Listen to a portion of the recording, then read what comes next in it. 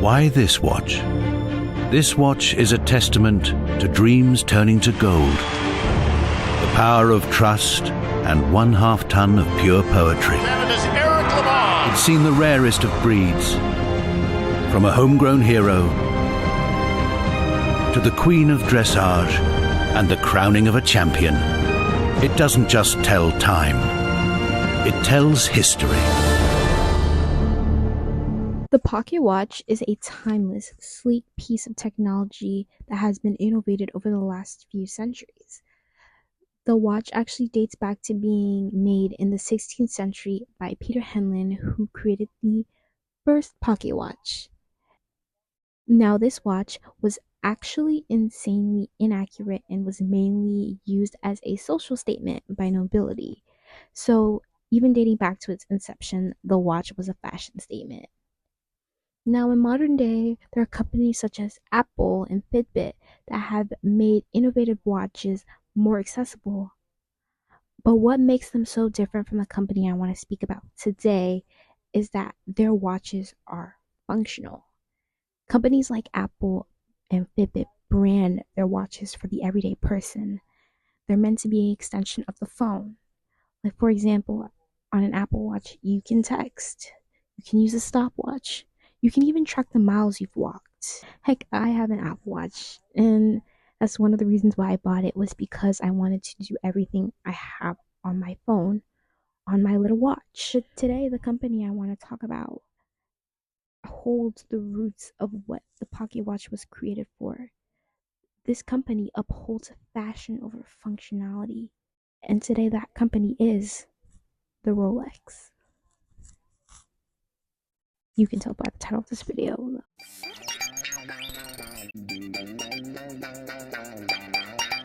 Rolex was founded by Hans Wilsdorf and his brother-in-law Alfred Davis in 1905 in London. Hans started a company in London that was for timepieces. He wanted to work with watches because at the time, wristwatches were not precise. To innovate the wristwatch, Hans worked with Bien, a Swiss watchmaking company. The name Rolex was said to come from when Hans was riding on a horse bus along Cheapside in London when a genie whispered Rolex in his ear. Wilsdorf visioned a name for his timepiece that would be easy to remember and pronounce in any language. In 1908, Hans registered a trademark for Rolex and opened their first Switzerland office in La Chaux-de-Fonds. 2 years later, Rolex was the first wristwatch in the world to receive the Swiss certificate of chronometric precision. The watch was then awarded a Class A precision certificate by the Kew Observatory in 1914. It was the first time a wristwatch was achieved this honor in England. Around this time was the First World War. In order for countries to pay for this expensive time, they would implement heavy taxes. Because the taxes on luxury items used to make watches like silver and gold became too costly, Wilsdorf left England in 1919. He decided it would be more beneficial to relocate to Geneva so that he could work more closely with his suppliers in Benin. So in 1920, the Rolex moved to Geneva, a city known for its international watchmaking. The company then came out with Oysters, the first waterproof and dustproof wristwatch 6 years later. In 1927, Oysters was worn by English swimmer Mercedes Lettice when she crossed the English Channel for over 10 hours, and the watch remained in perfect working condition in the end. In 1931, Rolex invented and patented the Perpetual, the world's first self-winding mechanism. In 1933, the first expedition to fly over Everest used the Rolex Oyster to assist. On September 4th, 1935, at the wheel Bluebird wore a Rolex watch while setting a land speed record of over 300 miles per hour at Bournesville Salt Flats. Then, in 1945, Rolex came out with Datejust, the first self-winding wrist chronometer that tells the date in the window on the dial and is equipped with a Jubilee bracelet created especially for it. and fluted bezel, making it immediately recognizable as a Rolex. Wilsdorf also founded the high-quality yet low-priced Tudor brand of watches that became a subsidiary of the Rolex company in 1946. The 1950s was the time when Rolex came out with more watches that served as beyond simply telling time, such as deep-sea diving, mountain climbing, and scientific exploration. They introduced the Submariner, the first waterproof diver's watch to have the depth of 100 meters or 330 feet. The Day-Day, the first wristwatch to display the day and the date of the week split out in full in a window on the dial with the President bracelet, originally created specifically for the leadership, which was for the president, since Rolex watches have been long associated with guiding destiny of the world. The Lady Datejust, the first ladies' version of the Rolex date chronometer that was elegant with functionality in a smaller size. Meanwhile, Winsdorf continued to grow both companies and produce quality and innovative timepieces until his death in the 1960s. Sir John Hunt's expedition, where Sir Edmund Hillary and Tenzing Norgay reached the summit of Mount Everest, used both the Oyster and Perpetual watches.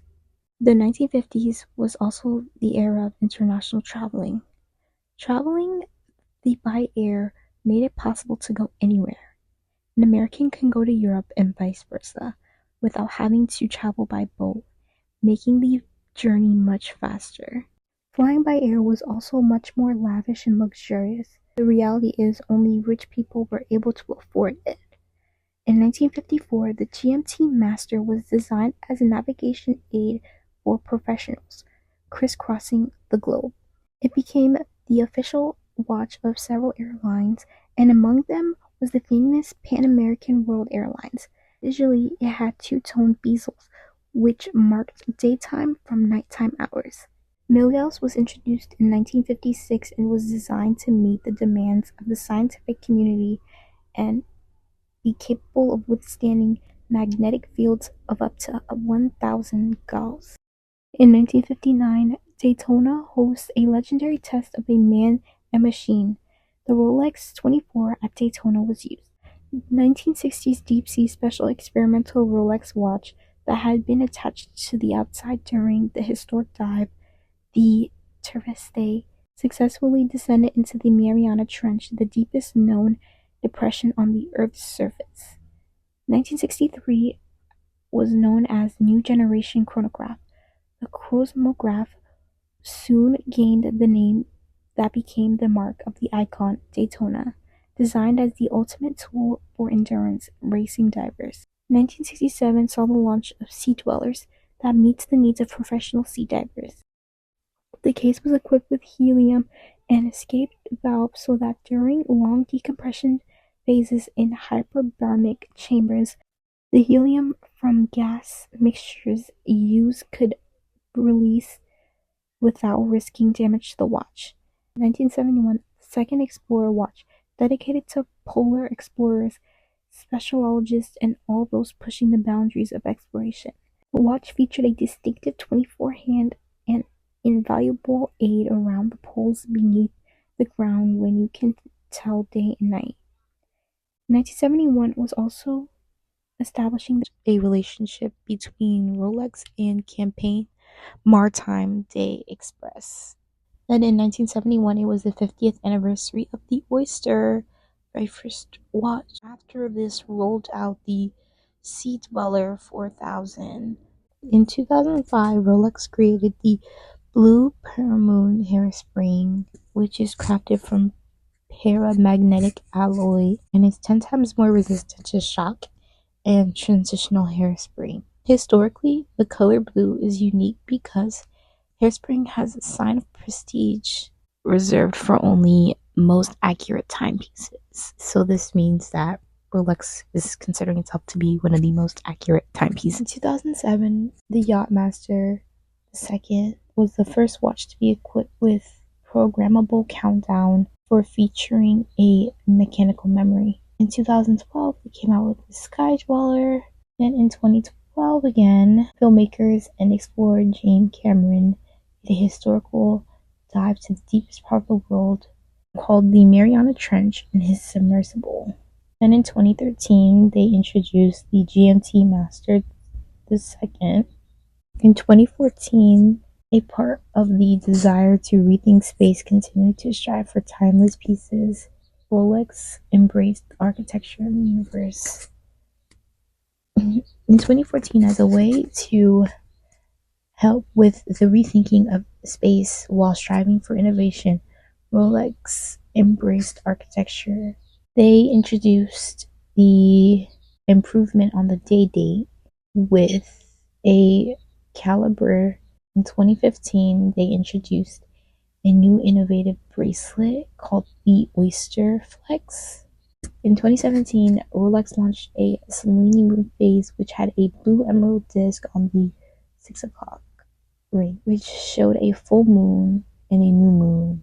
Then in 2019, Rolex launched the initiatives called the Perpetual Planet, which was with partnership with the National Geographic Society to support the impacts of climate change. In 2019, Rolex also became the premier partner and official timekeeper for Roland Garros, the only Grand Slam tournament played on clay. In 2020, Calibre 2232 and 3230 are a self-winding mechanical movement entirely developed and manufactured by Rolex.